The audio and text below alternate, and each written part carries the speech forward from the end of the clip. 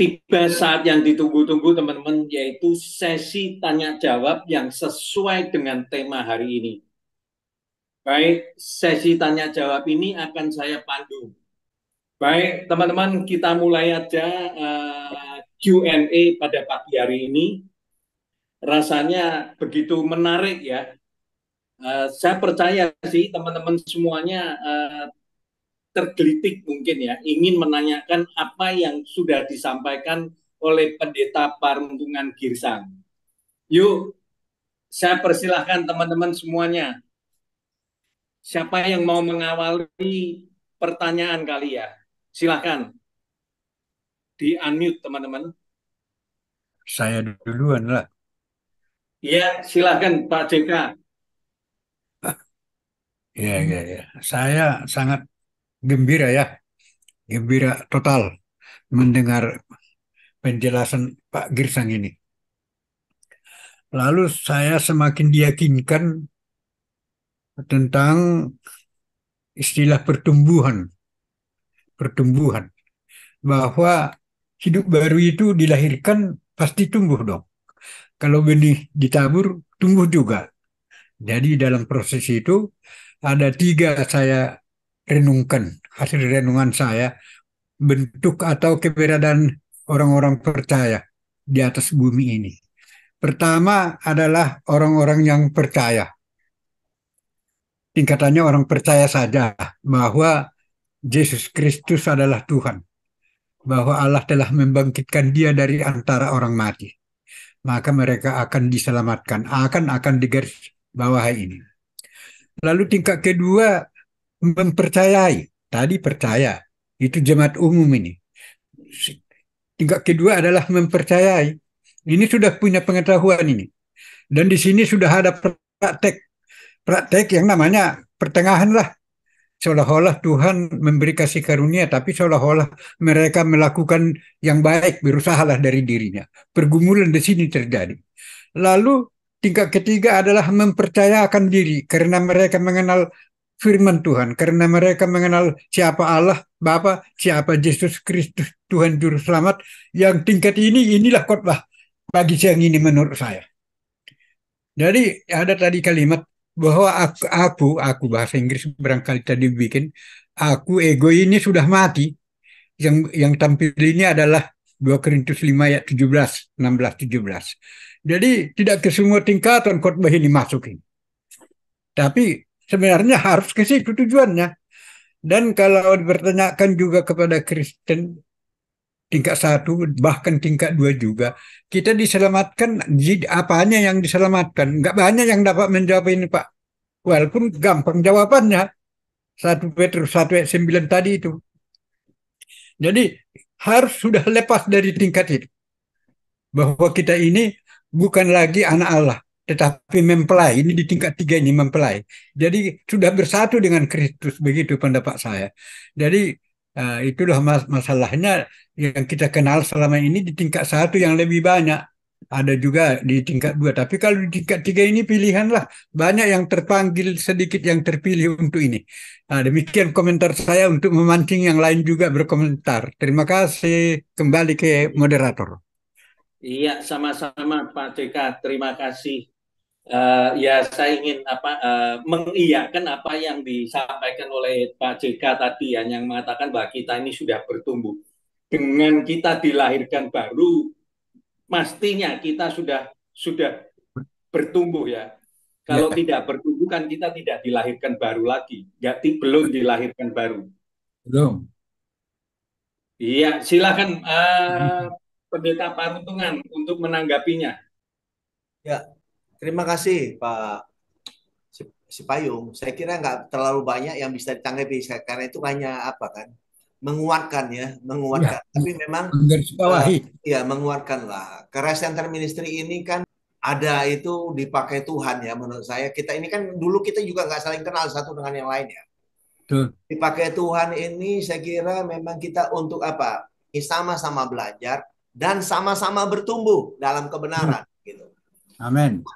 Makanya yang dikatakan tadi itu banyak orang Kristen tuh hanya orang percaya. Nah, tapi Ya, kita mau tekankan bukan asal percaya. ya, Jadi banyak orang percaya asal percaya. Kita tidak mau begitu. Di sini kita tidak mengajarkan percaya asal percaya. Kita percaya karena memiliki pengertian. Betul. Gitu. Kita percaya karena kita mengerti, bukan asal percaya. Nah, banyak kekristenan yang beredar di mana-mana, itu yang penting asal percaya. Nah, kalau asal percaya namanya kita jadi ikut-ikutan. Nggak, artinya akhirnya apa? Ajaran yang kita terima nggak apa-apa, walaupun salah ya nggak apa-apa. Yang penting rame gitu. Ya, ya. Saya pernah melayani orang, ya orang M ya, pernah melayani orang M dulu ya.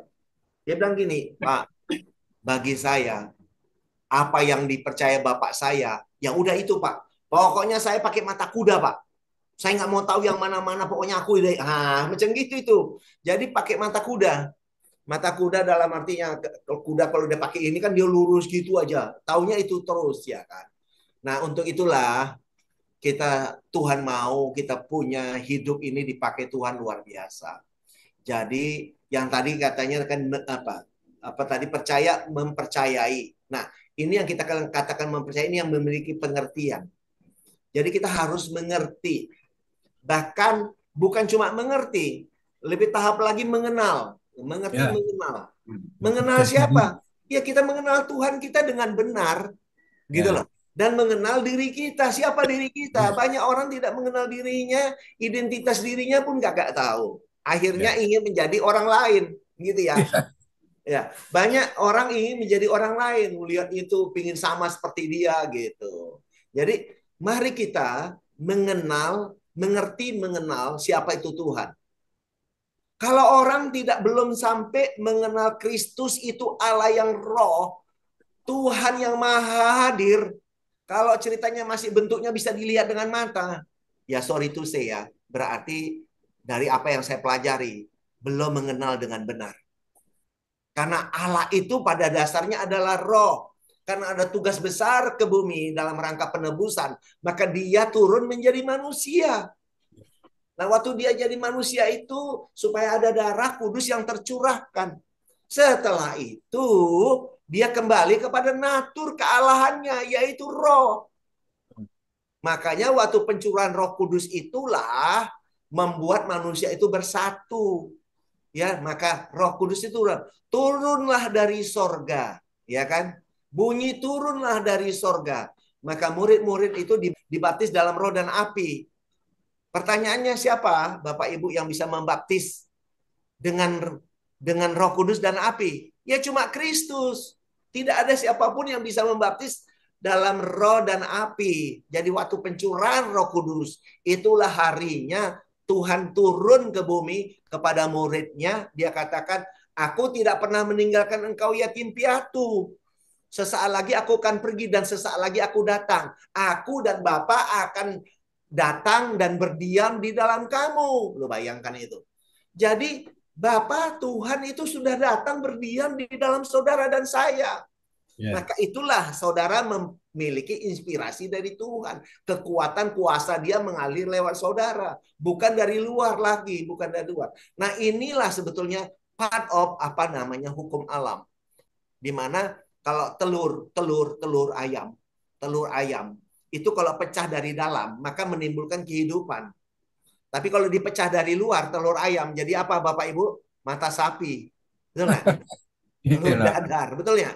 Tapi kalau dia pecah dari dalam itu dia. Nah, kita juga sama. Kalau ada yang datang dari luar itu merusak kita, bisa merusak kita karena banyak yang nggak benar.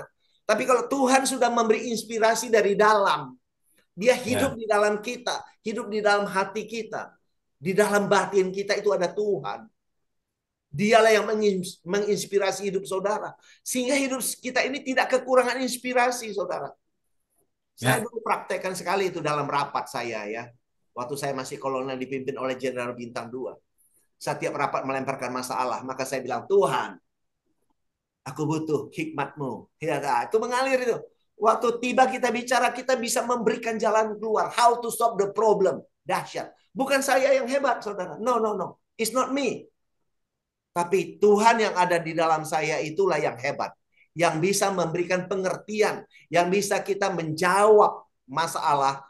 Bisa menjadi menjawab masalah apa yang di permasalahan itu bisa dijawab. Kenapa? Ya karena kita bersatu dengan dia. Dialah yang memberi inspirasi kepada saudara dan saya. Sampai teman-teman saya berkata, kalau udah Bang Paruntungan jawab itu yang benar. Semua bilang begitu, saudara.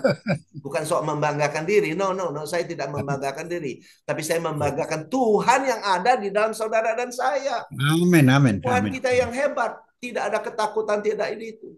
Kan saya juga pernah ceritakan kesaksian bahwa saya pernah ditabrak kereta api di Belawan. Iya kan? Waktu saya ditabrak kereta api, saya lihat kereta api nabrak saya. Apa saya ada ketakutan? Enggak, saudara. Tidak ada ketakutan sama sekali. Waktu ditabrak kereta api, bayangkan mobil ditabrak kereta api loh. Nggak ada ketakutan loh. Saya tahu saya ditabrak. Tapi keluar dari mulut saya tidak apa-apa, saudara. Waktu mobil itu ditabrak, terpental 7-8 meter sejajar kereta api. Dan tidak ada luka apapun. Bukan soal mujizatnya tidak terjadi luka ya.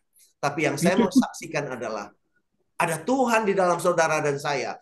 Tidak ada trauma. Tidak ada ketakutan waktu lihat kereta api datang menerjang saudara. Wow, dahsyat nggak? Nah ini salah satu bukti. Tapi jangan dicoba ya. Jangan dicoba. Jangan coba. Nanti pikir Pak Paruntungan bisa, gue juga bisa. Jangan dicoba. Janganlah. Bulan, ya. Oke, jadi terima kasih Pak Sipayung atas masukannya yang luar biasa. Ya. Sama-sama. Thank you. Silakan lagi sahabat-sahabat yang lain. Saya kembalikan kepada moderator. Iya, iya. Terima kasih, Pendeta. Iya. Salam Pak Pran. Salam. Selamat siang Pak Pran. Itu kasih Pak Yohanes kasih itu. Baik. Yohanes Putra ya. Ya, selamat siang Pak Pran. Ya, Pak dari tadi mengangkat tangan. Ya, silakan Ya. Bro Yohanes Putra. Terima kasih semuanya, luar biasa ya. Yang saya mau tanya mengenai itu Pak Girsang, yang tadi Pak Girsang katakan mengenai mengerjakan keselamatan. Kerjakan keselamatan gitu kan. Ya, konfirmasi ya Pak Girsang ya. Memang seharusnya keselamatan itu harus dikerjakan, artinya kita harus mentaati firman itu dengan mengerjakan keselamatan. Karena di dalam Filipi 2 ayat yang ke-12 itu, saya bacakan buat teman-teman semua ya. Filipi 2 ayat yang ke-12 itu, hai saudara-saudaraku yang kekasih, demikianlah firman Tuhan, kamu senantiasa taat, karena itu tetaplah kerjakan keselamatanmu dengan takut dan gentar. Bukan saja seperti waktu aku melihat hadir, bukan saja seperti aku masih hadir, tetapi terlebih pula sekarang waktu aku tidak hadir. Artinya memang keselamatan itu, mohon maaf kalau koreksi ya Pak Girsang, buat teman-teman semua. Keselamatan itu kita mengerjakan ketaatan. Mengerjakan ketaatan berarti kita mengerjakan keselamatan. Saya rasa cuma konfirmasi aja bagaimana kita mentaati di dalam hal-hal yang sekecil apapun. Pak Girsang, terima kasih hambanya. Terima kasih Pak Pran. Ya, sama-sama Bro Yohanes. Silakan Pendeta Girsang untuk menanggapinya. Terima kasih pertanyaannya Bro Yohanes. Bro Yohanes, tolong baca ayat 13 ya. Jangan berhenti di situ Bro Yohanes. Baca lanjut ke ayat 13, tolong dibaca lanjut ayat 13. Oke. Bentar ya. Karena Allah yang mengerjakan di dalam kamu baik kemauan maupun pekerjaan menurut kerelaannya. Ya, memang betul. Artinya di sini ada simbiosis yang mutualisme, yang semuanya itu bekerja sama antara Allah dan kita. Tentunya sama seperti hak free will kita. Hak free will kita boleh bebas memilih kita mau mengerjakan atau tidak. Artinya aku rasa di ayat yang ke-13 ini tetap masing-masing punya tugas dan kewajibannya di dalam mengerjakan ketaatan itu, artinya mengerjakan keselamatan itu Pak Girsang. Makasih Pak Girsang. Coba tolong baca Efesus 2 ayat 8. Efesus 2 ayat 8 ya. Efesus 2 ayat 8. Demikian firman Tuhan, aku telah mendengar pencelaan dari pihak Moab dan kata-kata Efesus 2 ayat 8. Sorry. Salah tab saya. Efesus 2 ayat 8. Demikian firman Tuhan, Efesus 2 ayat yang ke-8, sebab karena kasih karunia kamu diselamatkan oleh iman. Itu bukan hasil usahamu, tetapi pemberian Allah. Nah, betul Pak Girsang. Tapi iman itu kan bekerja juga di dalam kita. Artinya ada sesuatu yang juga yang harus kita kerjakan gitu. Jadi Demikian Pak gini, Girsang ya. jadi Makasih. gini Bro, boleh saya jawab ya sekarang ya? Ya, Jadi gini, ya saya nggak menyalahkan apa yang Bro katakan, ya monggo silakan ya, silakan. Saya hanya berkata bahwa keselamatan itu gratis, ya. Keselamatan itu bukan usaha saya. Keselamatan itu pemberian Tuhan. Saya tidak mengerjakan keselamatan saya karena keselamatan itu sudah diberi oleh Tuhan. Tapi saya menghidupi keselamatan. Nah, ini kata-kata di sana itu kita harus mengerti. Artinya adalah kita menghidupi keselamatan itu. Nah, kalau kita lagi baca Efesus 2 ayat 10, kita ini buatan Allah diciptakan di dalam Kristus untuk melakukan pekerjaan baik yang dipersiapkan Allah sebelumnya supaya kita hidup di dalamnya. Apa pekerjaan baik yang dipersiapkan Allah? Yaitu Kristus itu. Adalah pekerjaan baik itu Kristus menyelamatkan dunia. Nah, kita yang hidup di dalam Dia, kita hidup menghidupi Kristus dalam kita. Dia ada di dalam kita, kita ada di dalam Dia. Christ in you, in me, in us. Dan itulah yang kita hidupi. Nah, apa yang kita hidupi ini, yang kita tidak keluar dari Dia inilah mungkin ya bahasanya katanya mengerjakan keselamatan itu. Tapi bagi saya pengertiannya adalah menghidupi. Menghidupi, mensyukuri, menghidupi Tuhan yang hidup dalam kita. Jadi keselamatan itu sudah kita terima, bukan kita kerjakan lagi. Keselamatan itu sudah melekat, sudah kita hidupi, bukan dikerjakan. Kita menghidupi keselamatan dalam hidup. Nah, ini mungkin beda perkataan, tapi bagi saya yang saya pahami adalah saya bukan mengerjakan keselamatan, tapi saya menghidupi keselamatan dalam hidup saya, mensyukurinya dan membagikannya, memberitakan Kristus kepada banyak orang tentang keselamatan jiwa. Kira-kira gitu, Bro. Kira-kira gitu. Pastikan aja benar. ya Iya, baik Bro. Pak Girsang. Ya, tentunya betul memang keselamatan itu anugerah. Tapi tetap kita pun harus menjaga keselamatan itu. Artinya ada sesuatu yang harus kita lakukan untuk menjaga, menghormati anugerah yang Tuhan berikan. Makasih Pak Girsang. Yo, Tuhan yo. berkati. Artinya ya dengan menghidupinya tentunya ya. Tentunya dengan menghidupinya. Iya, cukup ya Bro Yohanes Putra ya. Baik, saya menangkap dari perkataan menghidupin Pendeta Girsang. Boleh diartikan bahwa menghidupin itu kata kerja. Ya melakukanlah. Ya, jadi menghidupin itu kata kerja, bukan pasif. Ya, terima kasih. Penanya terakhir kali ya, buat aku melihatmu, Bro Yohanes Guntara. Silakan. Saya pikir waktunya udah habis, Bro. Saya udah Ya, langsung turunin angkat tangannya. Ya, enggak apa-apa dari tadi udah Enggak. sampai angkat tangan. Ayo, saya hargai. Ya enggak, Silakan. sebentar aja. Karena saya To the tadi point, tergelitik ya, to the dengan point, Bro, ya. dengan suara saya jelas gak, Bro? Jelas. Ya, Bro Sipayung tadi mengenai tahapan. Betul, Iyalah. Bro. Apa sih? Saya nggak bisa bahasa Inggris ya, tapi kira-kira belief itu percaya. Tapi ada di atas itu tuh trust. Trust itu mempercayai. Jadi Betul. kira-kira analoginya gini loh. Semua orang tahu ya kan saya jago main saham, saya investor. Semua percaya memang saya investor yang Betul. top ya kan banyak sukses. Tetapi ketika itu orang saya minta, mau gak serahkan uang kamu kepada aku? Belum tentu mau. Karena dia belum tentu trust gitu kan. Jadi itu. Ya. Atau yang kedua, saya jago naik motor. Semua tahu saya pembalap yang jago ya kan. Tapi ketika saya tawarkan, ada gak yang mau saya goncengin? Belum tentu ada yang mau juga. Karena takut mati juga gitu kan. Jadi Karena kira-kira ini pengalaman pribadi saya dengan Tuhan. Memang kita bukan lagi di level yang belief, yang percaya. Tetapi trust, mempercayai. Yang kedua, dasar iman saya, Alkitab saya. Ini yang selalu saya ulangi kan. Sukacita saya yang paling terbesar dalam hidup adalah karena Kristus di dalam saya. Itulah yang sukacita terbesar saya dalam hidup saya kan. Terus yang mengatakan Kristus di dalam saya itu bukan saya loh. Keluar dari mulut Kristus itu sendiri. Ya, firman, dan itu ya. firman Tuhan, gitu kan.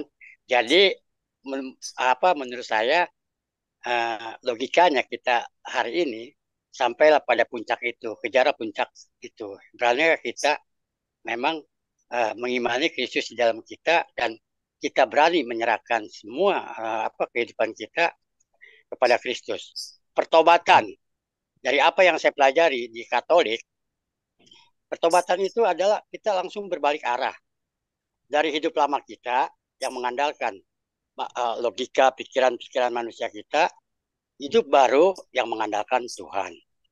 Dari setiap kegiatan-kegiatan yang diadakan oleh kita di komunitas gereja, entah itu retret, seminar hidup baru, ya kan, KKR apapun namanya, termasuk kita misa, ibadat, pada akhirnya itu mengajak semua orang untuk mengandalkan Kristus. Percayalah kepada Kristus, karena pada akhirnya Kristus adalah segala-galanya.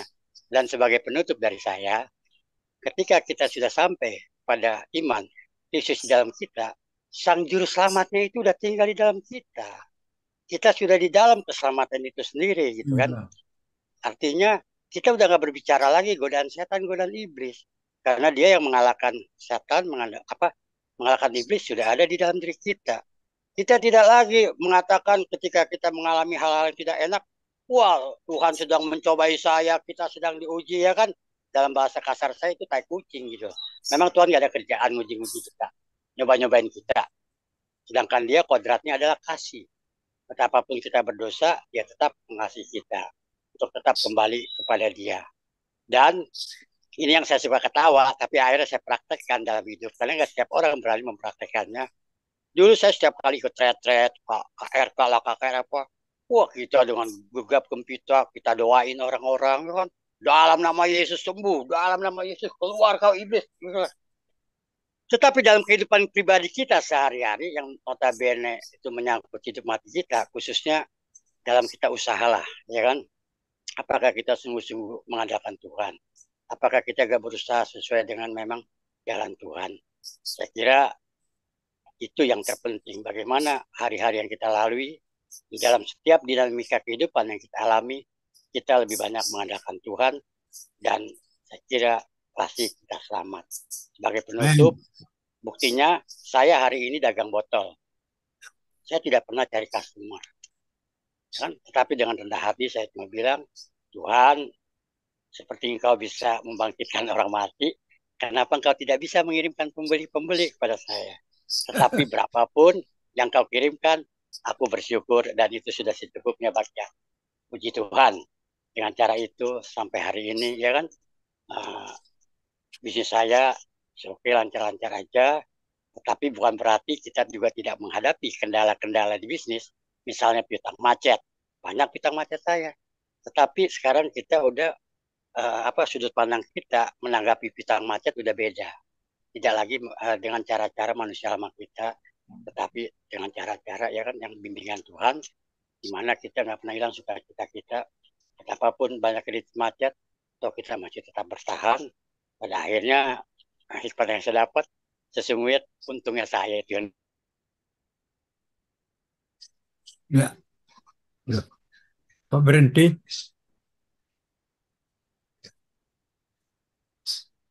Ya rasanya gangguan nih, Bro Yohanes Guntara, gangguan ya.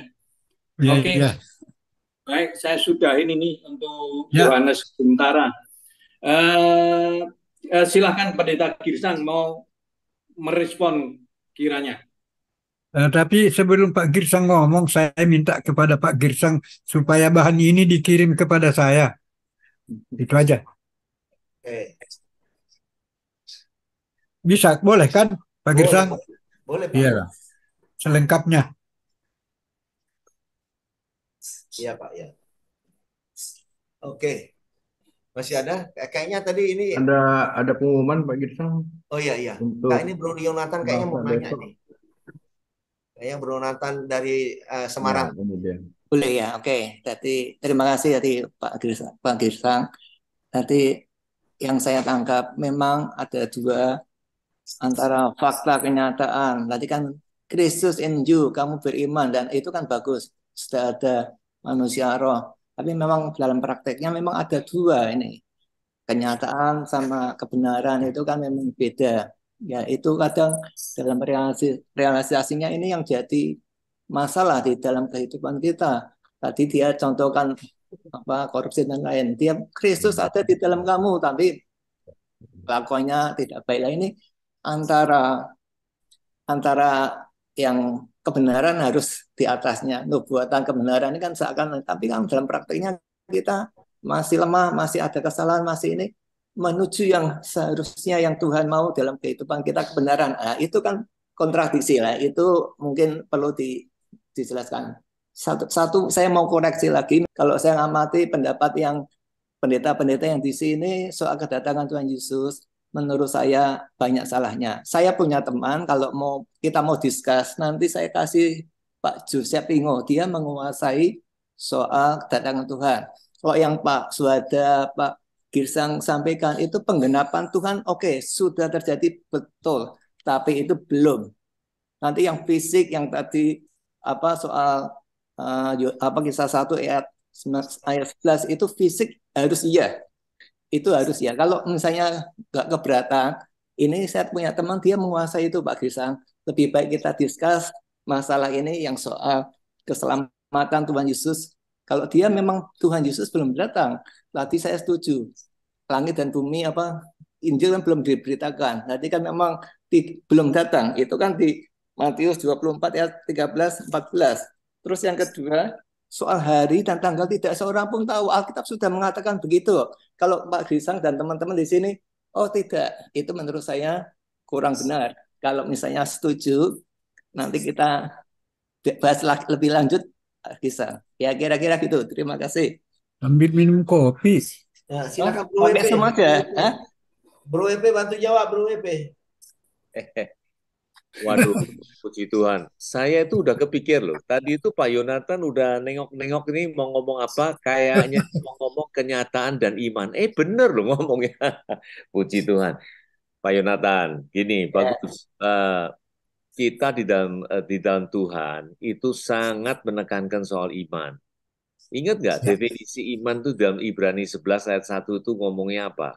Yaitu dasar dari segala yang diharapkan, ya, dan bukti dari segala sesuatu yang tidak dilihat. Jangan kira iman itu adalah sesuatu yang matching dengan yang dilihat. Tidak dilihat. Kita percaya Kristus tuh kita lihat nggak? Ya enggak. Tapi kita percaya, iya kita doa, kita baca Alkitab, wah kita imanin. Kita lihat nggak? Enggak. Jangan diperpadukan, yaitu iman dengan apa yang dilihat. Iman itu bukan fakta. Iman is not fakta. Please understand that. Pak Yonatan pernah nyinggung tempo hari, nah orang percaya terus kok ngomongnya gitu, kok masih sering cekcok, masih menang sendiri. Nah gitu-gitu. Nah ini yang memang tiap hari ini kita hadapi masalah-masalah kayak begini. Apa yang kita lihat sama faktanya itu sama kita punya kepercayaan kok kayaknya kontradik. Nah itulah di mana iman itu berperan. Waktu Yosua melintasi Sungai Yordan, dia melihatnya apa? Sungai Yordan tuh meluap-meluap, banjir dan tinggi sekali. Bahaya. Apa yang kalau dilihat di fakta itu, dia tidak akan dengan iman melangkah untuk membawa tabutnya itu melintasi Sungai Yordan. Nah, itulah.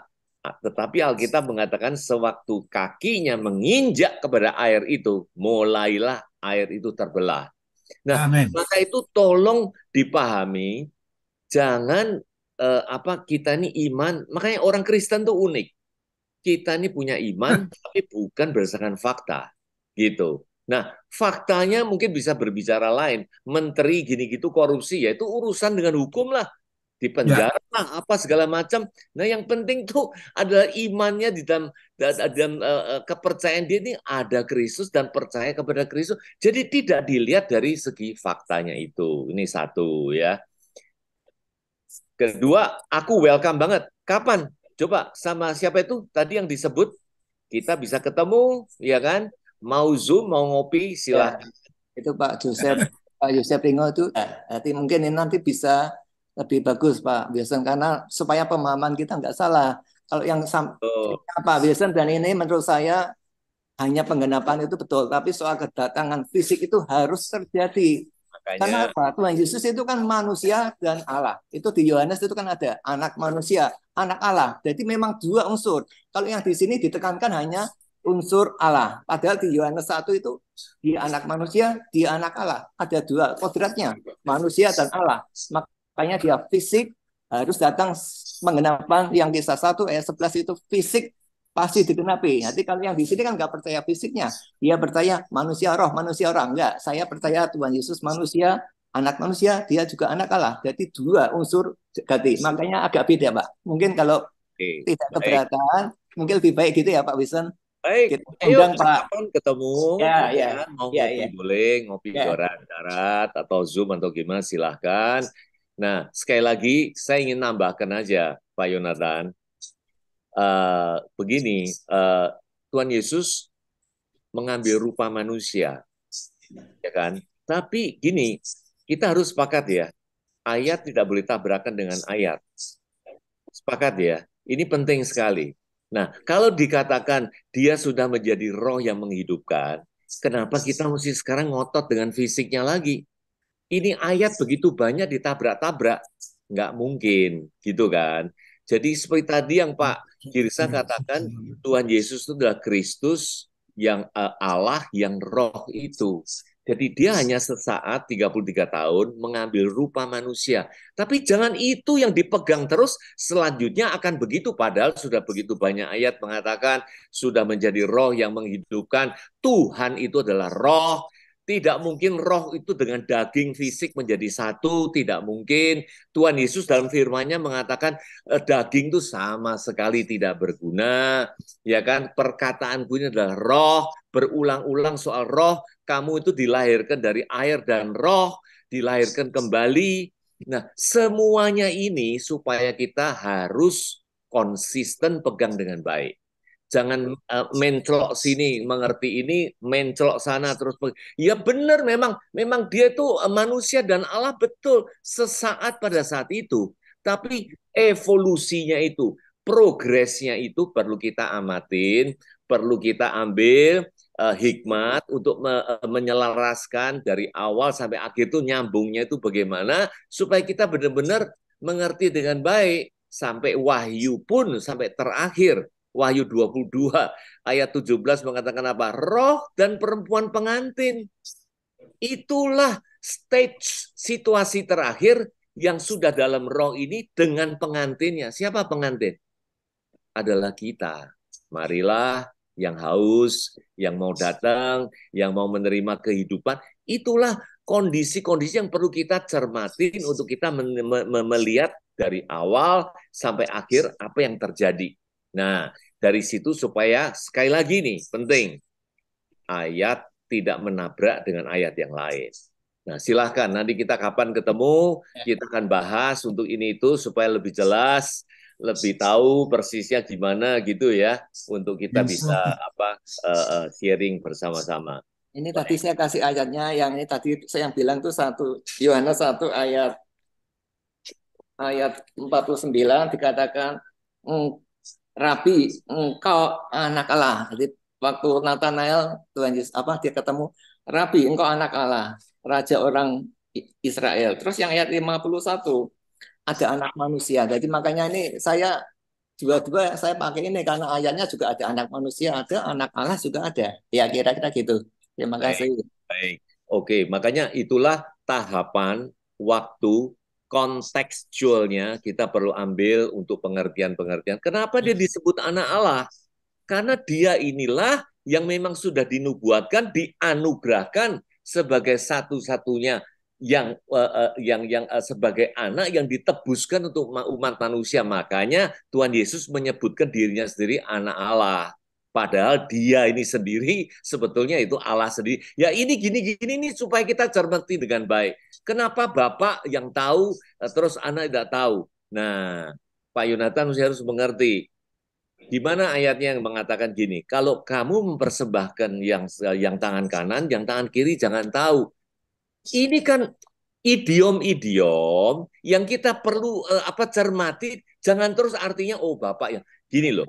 Jadi kedatangan anak itu perhatikan kata-katanya itu di Matius, Lukas, itu semua mengatakan apa? Tentang hari dan Inggrisnya dan jamnya tidak ada yang diketahui. Nah, tetapi jangan tabrakan dengan ayat sebelumnya, yaitu apa? Yerusalem dikepung, ya kan? Terus diinjak-injak, itu kan semuanya Pak Yonatan udah dengar juga. Terus akhirnya ayat selanjutnya mengatakan anak manusia datang. Terus selanjutnya dikonfirmasikan dengan generasi ini tidak akan berlalu sebelum semuanya terjadi. Jadi ini ayat jangan ditabrak. Sampai ke belakangan mengatakan ini hanya Bapak yang tahu. Betul, karena soal hari dan jamnya itu idiomnya begini Pak Yonatan. Mungkin you bisa search Google ataupun juga dari sarapan pagi. Idiomnya itu apa? Orang Yahudi kalau soal pernikahan itu yang menentukan tuh bapaknya, bukan anaknya. Artinya gini, sudah tunangan, sudah apa segala macam.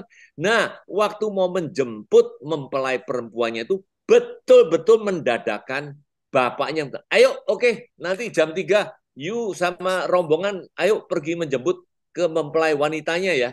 Segera mereka harus lakukan itu, terus rame-rame menjemput mempelai wanita dibawa pulang dan merayakannya sampai berhari-hari. Nah, ini idiom, inilah yang Tuhan Yesus suka ngambil perkataan gini itu untuk memperumpamakan itu. Wong dia sama Allah adalah satu dan memang dan itu kan tidak jangan letterlek terus diartikan wah seolah-olah hanya Bapak yang tahu. Bapak itu siapa? Akulah dia. Nah, sekali lagi Pak Yonatan, jangan nabrak, akulah dia loh. Yohanes 8 ayat 24. Terus 28 ditekankan lagi, terus 27 dikatakan yang dimaksud tidak lain adalah Bapa. Nah, inilah keunikan yang perlu kita lengkapi, perlu kita betul-betul secara komprehensif mengambil sini, mengambil sana, jangan ada ketabrakan dan selaras, semua bisa berjalan dengan baik. Banyak sekali custom-custom orang Yahudi itu diambil untuk diceritakan ini itu dan Tuhan Yesus pun banyak mengutip-ngutip dari apa perjanjian lama dan semuanya. Gitu-gitu itu perlu kita rangkum, tapi jelas sekali tidak akan tabrakan satu dengan yang lain karena Tuhan itu roh dan bahkan He is the Lord of our God. Pak Yonatan, the Lord of our God. Jadi Tuhan Allah itu adalah identik sama dan ayatnya begitu banyak dari perjanjian lama sampai ke perjanjian baru dikatakan Tuhan itu Allah dan sebagainya itu sudah perlu kita coba cermatin nyambung tidak lagi ada pribadi-pribadi lain. That is only one. The Lord is one. Secara pribadi, secara nama satu. Secara atribut, secara sifat, secara titel, secara entah sebutan ini tuh bisa beraneka ragam karena memang berfungsi secara beda-beda. Tetapi wujudnya at the end is only one. Nah, ini perlu kita benar-benar pegang dengan baik supaya kita mengambil dan mengerti seutuhnya dan sejelas-jelasnya itu. But again, please welcome. Kapan nanti kita akan ketemu? Siapa itu temannya? Supaya kita bisa sama-sama rundingan panjang lebar, gimana gitu ya. Nanti Pak Girsang akan follow up, please. Oke, thank you, thank you, thank you. Iya, iya, thank you Pak Wilson. Thank you Pak Jonathan ya. Sudah ada penawaran, silakan di follow up ke Pak Wilson dan Pak Girsang. Ya, sebelum saya lanjutkan, sementara karena saya terima mandat dari Bro Heri dari jam 10 sampai jam 12, untuk itu saya kembalikan ke Bro Heri ya. Ya. Silakan Bro Heri. Saya sekaligus pamit. Oke. Terima kasih Pak Ben untuk MC moderatornya. Dan sebelum ditutup ada pengumuman yang tadi Pak Girsang singgung bahwa tanggal 6 September ada seminar di Solo, di Salatiga, yang akan disampaikan oleh Pak Wilson dengan topik Christ in You and His Coming, lalu oleh Pak Paruntungan Girsang dengan topik Our Best Life in New Heaven and New Earth. Nah, jadi mereka akan seminar itu dihadiri oleh 120 orang yang terdiri dari mahasiswa, para dosen, dan hamba-hamba Tuhan. Nah, bagi teman-teman yang ingin ikut hadir, silahkan. Kalau tidak hadir juga ingin berpartisipasi, silakan. Dan tentunya nanti ada rekamannya. Rekaman ini akan kita share juga. Sekian pengumuman dari kami. Yang Yesus berkati. Terima kasih untuk teman-teman, Pak Jonathan. Oke, baik, karena waktunya sebentar, Bro. sudah melewati. Bro. Pak Girsang. Ya, gini. Bro Jonathan, pertanyaan saya, teman kita itu ada di mana? Di Jakarta atau di mana? Di Jakarta. Lebih baik kan kita pakai Zoom supaya ini bisa kita ini pendapatnya ini. Dia mungkin kasih buat mengajar nanti kan beda. Yang pemainnya grupnya sini kan beda. Itu kan bagus tadi. Jadi gini, kalau boleh saran nih. Ya. Kita ketemu di restoran, di sana itu ada TV, jadi kita pakai ayatnya. Jadi kita bicara itu pakai ayatnya, enak tatap muka. Kalau di Zoom ini agak repot, bro. Jadi kalau kita duduk bersama sambil ngopi bersama, kita pakai layar ya.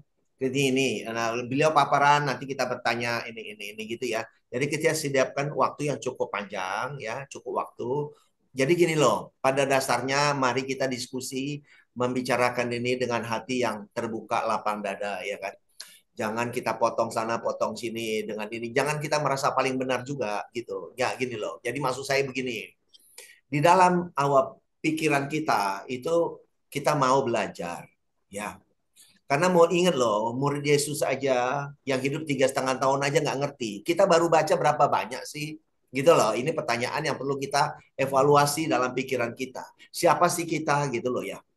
Mau sekolah kita berapa tinggi pun, ya sorry ya. Ya berapa sekolah kita berapa tinggi pun. Saya udah ketemu banyak pendeta, hamba Tuhan. Dan kita sudah diskusi banyak doktor-doktor teologi ya. Bahkan ada orang di teologi itu tidak bisa membantah karena ayatnya jelas ada. Dia juga nggak bisa bilang apa-apa dengan kita. Ya, cuma memang perlu belajar. Jadi gini, mari memulai sesuatu, kita mulai nanti pembicaraan itu dengan hati yang terbuka. Tidak kita merasa, kita tidak boleh menyatakan kamu sesat atau salah ini salah. Nggak boleh. Jadi gini, nggak boleh kita bilang orang itu sesat. Bahkan saya pun, orang orang Hindu, orang Buddha pun tidak saya katakan sesat. Tapi apa yang saya katakan? Dia belum mengerti. Itu aja. Dia belum mengerti. Ya. Jadi saya tidak pernah menyesatkan siapapun. Ya. Saya tidak bilang orang sesat, cuma belum mengerti. Nah, mari kita berpijak dari persamaan. Tidak ada yang sesat. Ya, tidak ada yang sesat. Walaupun bahasa Alkitab yang disesat itu aja pun diambil Tuhan, ya kan? Ada apa namanya domba yang hilang pun dia cari gitu loh. Jadi kita jangan terus menjudgment orang, lu sesat, salah, ini lu saya paling benar, enggak gitu. Jadi itu konteksnya begitu. Nah kalau di Jakarta saya kira gini, bro. Coba bro yang pikir karena bro ada di Semarang nih, ya kan? Ya kan bro masih di Semarang atau ada di Jakarta? Di Semarang. Nah, jadi gini, coba bro kongko sama beliau, ya. Kita cari waktu di hari apa gitu, coba kita komunikasikan nanti lewat WA di hari apa gitu ya. Nah, kita ketemu di restoran tertentu yang ada ruangan yang kita bisa pakai ini, pakai layar gitu. Jadi kita bicara betul-betul lihat ayat, ayat menjawab ayat, sehingga enak gitu. Kalau duduk bersama pasti enak. Kalau di ini kita ini di ini kurang enak. Ya, itu juga. Tapi duduk bersama deh. Itu saran sebagai saran. Kecuali nggak bisa ya apa boleh buat. Ya, saran alternatif pertama adalah kita onsite. Alternatif kedua ya Zoom lah. Kira-kira gitu ya. Tinggal bro bilang sama beliaunya komunikasi kapan. Nanti coba sampaikan ke kita bisa menyesuaikan nggak dengan waktu itu. Ya, kalau di restoran ya tentu kita bisa awali pagi terus sampai makan siang, terus sampai sore lagi kita bicara, ya kan? Sepanjang kita rasa mana cukupnya gitu. Karena kan dari kita untuk kita aja, ya. Itu silakan. Terima Kemudian kasih. kalau Terima kasih ya. Ya. Saya senang Pak Girsang, dia dokter tapi kan rendah hati. Memang kita semua belajar Pak. Mungkin pemahaman saya masih segini, Pak Girsang lebih tinggi. Tapi kan kita dari ini kan beranjak mau naik. Nanti kan kita mau mencari kebenaran. Jadi saat ini saya tahunya sekian. Mungkin saya nanti kan tambah kita punya pewayangan baru, itu saya suka. Jadi ya, terima kasih. Setuju bro, itu begitu bro. Terus terang aja, saya dan teman-teman di CCM itu bisa sampai pada tahapan ini. Kenapa? Pertanyaannya, kenapa? Karena rindu mencari, mau belajar. Kata kuncinya cuma mau belajar. Artinya gini, kita tidak merasa, oh udah cukup, udah hebat, hidupi aja. Enggak. Kita ini mau belajar. Belajar dari siapa? Belajar dari Sang Tuhan itu sendiri bro. Bukan belajar dari buku si A, buku si B, enggak. Belajar dari Alkitab. Back to the Bible. Alkitab itu berbicara apa? Ayat menjawab ayat, ayat menjawab ayat. Dengan catatan, tidak satu pun ayat boleh tabrakan. Nah, kalau bro udah menemukan ayat tidak tabrakan, itu baru benar. Tapi kalau ayat ini masih tabrakan dengan ayat ini masih tabrakan nih. Baik dari kitab Kejadian sampai kitab Wahyu, ada tabrakan satu pun, berarti kita yang salah. Itu aja. Itu caranya belajar eksegese dan hermeneutika. Kira-kira begitu. Thank you. Oke. Sip, thank you. Kita sudahi berarti ya. Saya mengucapkan terima kasih kepada Pak Tommy. Terima kasih Pak Tommy sudah hadir. Bro Ricardo juga terima kasih. Sama-sama Pak. Terima kasih Bro Ricardo. Terima kasih Pak Sipayung. Bro Jonathan, thank you so much. Kemudian ada David Lesmana, terima kasih. Kemudian ini ada Pak Alex ya, Pak Alex dari Surabaya yang setia. Terima kasih Pak Alex. Bro Julius dari sekolah Dian Kasih ini ya. Terima kasih Bro Julius. Thank you Bro WP, thank you Bro Suhanda dan Bro Herianto. Terima kasih Bro Yundudi juga, terima kasih. Sampai jumpa Sabtu depan. Ya. Sabtu depan. Dan mohon dukung dalam doa supaya kita bicara di depan hamba-hamba Tuhan dan para mahasiswa bisa berjalan dengan baik lancar. Puji Tuhan, puji Tuhan. Thank you ya. Amin, selamat melayani. Pak Girsang. Terima kasih, terima kasih. Terima kasih. Ya karena kami pergi pagi, pulangnya udah sore menjelang malam. Loh, kalau Pak Yonatan mau ikut, ayo ketemu lagi Pak Yonatan. Ya. Iya datang aja kan udah deket itu, tinggal ke Salatiga, tinggal sama. Aduh, kami juga dari airport kan naik mobil. Iya, saya deket di airport Pak Wilson. Waduh, lebih dekat lagi. Ya. Jam berapa sampai Semarang? Jam berapa Pak Wilson? Kami naik pesawat jam 6.40 Batik. Sampai Semarang? Jam 7 sekian sampai di Semarang. 7 sekian. Kalau mau makan soto dulu Pak Yonatan. saya Pak Wilson kan di airport, saya nanti biar diantar istri saya ngikut sampai di airport, nanti ngikut ke sana boleh? Boleh. Ya, boleh. Ya, boleh bro, boleh. Satu mobil kita boleh. Ya, terima kasih. Ya. Boleh bro, boleh. Ya. Boleh banget, boleh. Nanti jam 7 sekian nanti saya kirim penerbangan kami ya. Ya saya kirim. Oke, kita tutup. Oke. Oke. Dadah.